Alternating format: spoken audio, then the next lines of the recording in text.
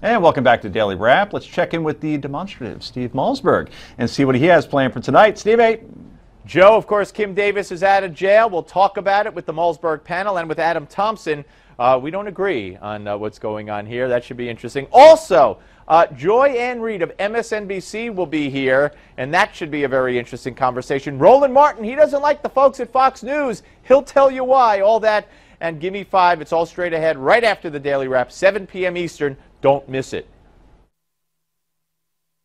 Did he just celebrate? I think he scored a touchdown. Touchdown. He scored a touchdown. 15 yards. It was 6 points for Malzberg. It was Malzberg. only a 4-point touchdown, though.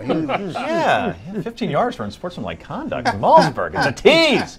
Anyway, since being selected by to be the Holy See, Pope Francis has ruffled a few feathers with his less than conservative views on church doctrine. As a result, some of his stances on the following issues have conservative members of the church, including bishops, upset. Pope Francis believes atheists will go to heaven, we shouldn't judge homosexuals, consumer culture and corporate greed must end, pollution is a sin and we must fight global warming, abortion, considered a mortal sin in the church, can be forgiven by said church, and marriage annulments should be easier and less costly. Let's bring onto the show for the first time Rick Hinshaw. He's the Director of Communications for the Catholic League. Okay, Rick, very simple question.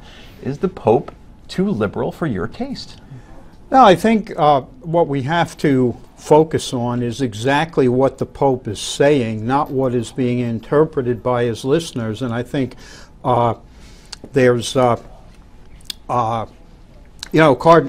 Burke was quoted in the Washington Post this morning as emphasizing that the Pope cannot change doctrine, and that was interpreted by the writer as a warning to the Pope. But it could very easily be seen as a kind of a calm down to both sides of this, what secular media call the liberal-conservative divide. Those who want to see changes in doctrine get all excited when the Pope talks about, he changes the tone, or he talks about reaching out pastorally to people who've been divorced, women who've had abortions. His predecessors have all done that too. He takes a different tone, but he's not talking about changing church teaching on marriage or on the sanctity of human life. And those on the other side need to stop panicking, thinking that he's going to change doctrine when that's not where he's going. What he's doing is he's trying to reach out pastorally.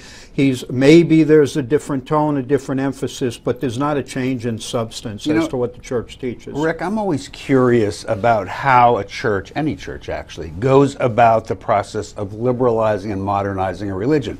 We could look back in the Bible and see things, stoning people for whatever, as a punishment for whatever, that we wouldn't do today. And I often wonder, I wonder if it was hard to change that back then. Isn't modernizing to keep up with society something that goes with your church and every church?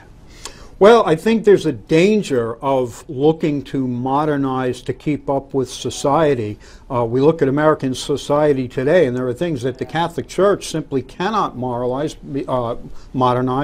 because, again, they go against fundamental church teachings. As I said, the sanctity of preborn human life, the natural law understanding of marriage, those kinds of things. But what the church can do, and Pope John Paul really tried to take a lead with this in saying that the church can change how it presents its teachings and its message to help it to be more accessible to people in modern times. And John Paul did that in how he taught church teaching on human sexuality. His whole theology of the body was to emphasize how very positive is the church's teaching, even while holding to the fact that there are certain moral teachings that underpin that. So again, the church cannot or will not change its fundamental doctrine and moral teachings, but it can change and update the way it presents them to try to help a changing society see and better understand what the church teaches and why. Rick, I want to follow up with this, because I think you're so right about this, that far from trying to keep up with the Joneses, we see the Holy Father actually exercising leadership.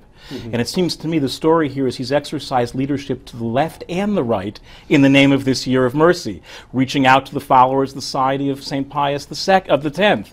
That it seems to me the really interesting thing about Pope Francis is that he confounds both the left and the right, who would create the Pope in their image, and instead says, here's what I think teaching can be that would widen that tent of mercy for all people in the Church. I think you're absolutely right, and that's exactly right, that people will project what they want onto what the Pope says. And you're absolutely right. Reaching out to the Pius X Society at the same time that he was reaching out to not just women who have had abortions, but those involved in procuring abortions. He was basically refusing to be stereotyped or pigeonholed as a, quote, liberal or, quote, conservative. I'm so sorry, we're out of time, unfortunately. We could go all night with this, certainly, so we appreciate you joining us. Rick Hinshaw. Great to be with you. Director of Communications for the Catholic League. Thank you. What do you think about the latest reform from the Pope? Go to newsmaxtv.com/comments and let us know. Up next, we have the latest on Hillary Clinton's email scandal. Stick around.